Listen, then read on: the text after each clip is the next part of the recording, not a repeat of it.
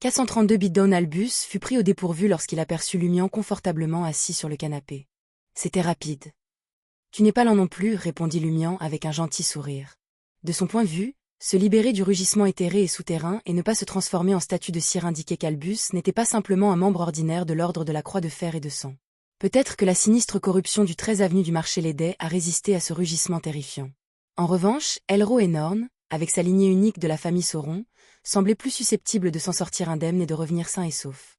Albus afficha un sourire, tira une chaise et dégusta nonchalamment quelques rafraîchissements comme si rien d'extraordinaire ne s'était produit. Il fit signe au serviteur à proximité de remplacer son thé par une nouvelle tasse de thé noir. Après environ 4 à 5 minutes, Lumian et Albus tournèrent simultanément leur attention vers la porte du salon. Elro, vêtue d'une robe confortable, entra dans la pièce. En voyant Lumian et Albus, elle parut surprise mais pas choquée. Elle afficha rapidement un sourire poli et obéissant. Elro reprit sa place, redevenant la fille réservée séjournant chez son grand-père maternel. La poète Iraeta semblait inconsciente de l'atmosphère inhabituelle. Il sirota son absinthe et discuta d'écriture de poésie avec Lumian.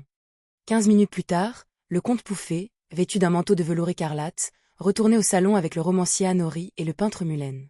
Lorsque Pouffet posa les yeux sur Lumian, le propriétaire du château du Cygne Rouge fut visiblement surpris, perdant presque le contrôle de son expression.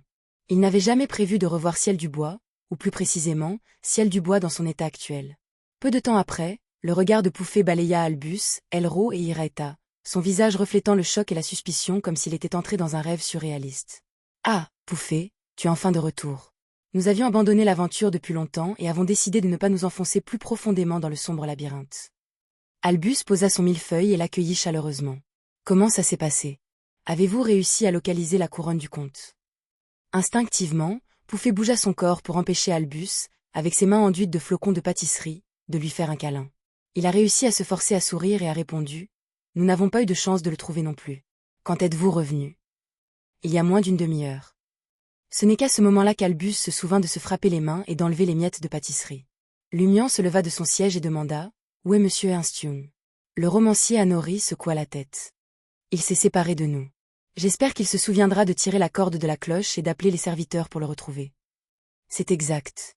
Les serviteurs de ce château connaissent le palais souterrain mieux que moi, remarqua Pouffet, son expression revenant à son état habituel alors qu'il s'installait dans un fauteuil. Lumian avait hâte de revenir et de confirmer ses découvertes. Il jeta un coup d'œil à l'horloge murale antique accrochée au mur et sourit à Pouffet. « J'ai encore quelques affaires à régler, donc je n'assisterai pas au banquet ce soir. » L'esprit de Pouffet semblait préoccupé et il n'a pas pressé Lumian de rester. Il se releva une fois de plus et escorta Lumian jusqu'à la sortie du salon. Lumian jeta un regard reconnaissant au propriétaire du Red Swan Castle et lui serra la main avec sincérité. « Comte, merci pour cet après-midi fantastique. J'ai vraiment apprécié ce jeu. J'espère que nous pourrons y rejouer. » Du plus profond de son cœur, Lumian voulait exprimer sa gratitude à Pouffet Sauron. Non seulement il avait fourni une opportunité de digérer la potion, mais il avait également dévoilé les terrains de chasse de la famille, permettant à Lumian de localiser plus facilement les créatures biondées suspectées d'être liées aux conspirateurs sans recherche approfondie. Comment pourrait-il ne pas montrer son appréciation? Bien sûr, Lumian souhaitait sincèrement éliminer Pouffet Sauron. Sans son caractère unique, il aurait été transformé en statue de cire. La seule raison pour laquelle Lumian n'a pas lancé d'attaque directe n'était pas l'inquiétude concernant les représailles de la famille Sauron ou la peur de gâcher les plans de l'ordre de la Croix de Fer et de Sang. Au lieu de cela, il croyait instinctivement que même si Pouffet Sauron semblait être une personne ordinaire ou un biondé relativement faible avec des connaissances limitées, si Lumian devait l'affronter, il pourrait bien être celui qui serait confronté au danger. L'expression du comte Pouffet s'est aigrie lorsqu'il a reçu la sincère gratitude. Lumian semblait inconscient de cela et a réitéré son désir de participer à un autre jeu d'aventure de palais souterrain. Sur ce, il se tourna et sortit du salon, laissant Pouffet Sauron perplexe et vigilant. Après avoir quitté le château de Red Swan et embarqué dans le 4 roues et 4 places emprunté à Gardner Martin, le sourire de Lumian s'est estompé, remplacé par un visage solennel. À la fin de cette aventure de palais souterrain, il avait acquis une compréhension claire de la disparité entre sa force et celle des entités de niveau supérieur. Avec un simple rugissement illusoire, il perdit connaissance et contrôle de soi, incapable de résister. Ce n'est que grâce au sceau de Monsieur Fou, à la présence de Thermiboro et à l'aura persistante de l'empereur de sang Alice Tudor qu'il a réussi à s'échapper avec sa vie. Ma séquence est encore trop basse. Lumian soupira intérieurement et ferma les yeux, réfléchissant aux détails de l'aventure. Quartier de la cathédrale commémorative, 11 rue des Fontaines. Gardner Martin parcourait tranquillement les armures et les armes exposées dans la salle, passant ses doigts sur les textures métalliques pendant que Lumian racontait ses rencontres dans les profondeurs du palais souterrain. Il a décrit la pièce avec les statues de cire, l'artisan de la statue de cire, l'araignée noire mutée, les soldats de fer, le cercueil en bronze, les bougies blanches et le rugissement étrange. Cependant, Lumian a omis les détails de la façon dont il avait escorté le poète Iraeta jusqu'à l'entrée du palais souterrain. Il a également omis la partie concernant l'incendie des statues de cire et le meurtre de l'artisan de la statue de cire. Finalement, il ne pouvait cacher sa colère, sa frustration et sa perplexité. Commandant, n'avez-vous pas promis de surveiller secrètement pour éviter tout incident? Si je ne m'étais pas réveillé inexplicablement, je serais une statue de cire maintenant. Avez-vous utilisé Albus pour garder un œil sur moi?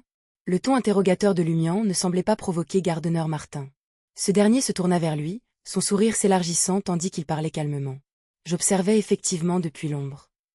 À ce stade, son sourire s'est encore agrandi, mais sa voix est restée posée. Je vous ai vu escorter le poète jusqu'à l'entrée du palais souterrain. Je vous ai vu mettre le feu aux statues de cire dans cette pièce et faire exploser la tête de l'artisan des statues de cire. Les yeux de Lumian se plissèrent et un frisson parcourut sa colonne vertébrale alors que ses cheveux se dressaient. Il a laissé échapper. Albus est déjà de retour. Comment le patron a-t-il découvert mes actions? Pourrait-il vraiment me suivre en secret ou surveiller chacun de mes mouvements dans le labyrinthe souterrain? Comment a-t-il fait? Je n'ai pas du tout remarqué. Gardner Martin rit. Albus n'est pas encore revenu. Ce n'était pas Albus? C'est vrai, Albus n'avait aucune connaissance de mes actions concernant la disparition de l'artisan de la statue de cire. Personne d'autre n'était présent. Comment le boss l'a-t-il découvert? La tendance habituelle de Lumian à sous-estimer Gardner Martin a disparu, remplacée par le sentiment que le chef de la mafia de Savoie, le commandant de l'ordre de la Croix de Fer et de Sang, possédait plus de mystère et de pouvoir qu'il ne le croyait initialement. Auparavant, peut-être que Madame la magicienne du Tarot Club et Monsieur K de l'Ordre Aurore avaient fait preuve de capacités que Lumian trouvait au-delà de l'imagination ou impressionnantes. Ainsi, face à Gardner Martin, qui semblait être le plus faible des trois supérieurs, Lumian l'avait toujours considéré comme moins redoutable. Il pensait même que s'ils étaient à moins de 5 mètres, il pourrait avoir une chance d'éliminer ce commandant. Maintenant, à première vue, Lumian n'était pas confiant. Considérant que Gardner Martin aurait pu révéler cette information pour le déranger, Lumian n'a pas tenté de cacher ses expressions changeantes et son langage corporel. Gardner Martin a observé l'expression perplexe et craintive de Lumian et a ajouté avec un sourire. « Pensez-vous vraiment que vous vous êtes réveillé sans raison? Ouah, alors c'est toi qui as aidé? Si je n'avais pas entendu la voix grandiose, le bourdonnement d'Aurore, la conversation avec les gens de Cordu et ressenti la douleur brûlante dans ma paume droite, je t'aurais cru. Au fond, la corruption du 13 avenue du Marché aurait pu m'aider à sortir de cet état, mais le patron l'avait volontairement laissé ambigu. Il veut me faire croire qu'il a joué un rôle. Ce chasseur n'a pas menti, mais il n'a certainement pas révélé toute la vérité. Dans quelle mesure ce qu'il a dit était basé sur ce qu'il avait vu de ses propres yeux, et quelle part a été recueillie par d'autres moyens? Les pensées de Lumian s'affrontèrent alors qu'il baissait la tête. « Merci, commandant. » Gardner Martin hocha chaleureusement la tête avec un sourire et dit « Nous avons gagné quelque chose de cette opération. Au moins, nous savons qu'il y a des objets terrifiants enfermés au plus profond du palais souterrain du château du Cygne Rouge. Voulez-vous les échanger contre des récompenses ou les conserver pour les échanger plus tard contre des objets de valeur, comme des potions de séquence supérieure ?» Lumian avait accumulé une somme de 20 000 verles d'or au cours du mois dernier grâce au fonds de Gardner Martin, à son « salaire » de la salle de bal-brise et à ses revenus d'acteur. L'argent n'était pas une préoccupation immédiate. Il réfléchit un instant. Gardons-les pour l'instant. Pendant qu'il parlait, il présenta la caractéristique billondée de l'artisan de la statue de cire et d'autres objets à Gardner Martin et lui demanda « Patron, puis-je les utiliser pour concocter la potion du conspirateur ?» Gardner Martin a examiné pendant un moment le cerveau rétréci, couleur de sang, et le cœur ratatiné et noirci. Une fois combinés, ils peuvent être utilisés pour concocter la potion du conspirateur, mais ils auront des caractéristiques supplémentaires de chasseurs, provocateurs et pyromanes par rapport aux ingrédients ordinaires. Vous devez être très confiant avant de les utiliser. Bien, ce cœur conserve encore des traces de la lignée de la famille Sauron, ce qui pourrait affecter votre avancement dans une certaine mesure. Si vous n'êtes pas confiant, je peux vous fournir une potion de conspirateur en échange de ces ingrédients et combler la différence. Considérez cela comme une récompense partielle. Essentiellement, les araignées de chasse noire et les sphinx ordinaires ne possèdent que la caractéristique conspirée billondée, à l'exclusion de celle d'avant. L'artisan de la statue de cire et l'araignée noire mutée étaient comme les deux moitiés d'un conspirateur. Une fois combinés, ils formèrent une séquence complète 9 à 6 billondés. Lumian comprit la situation et sourit.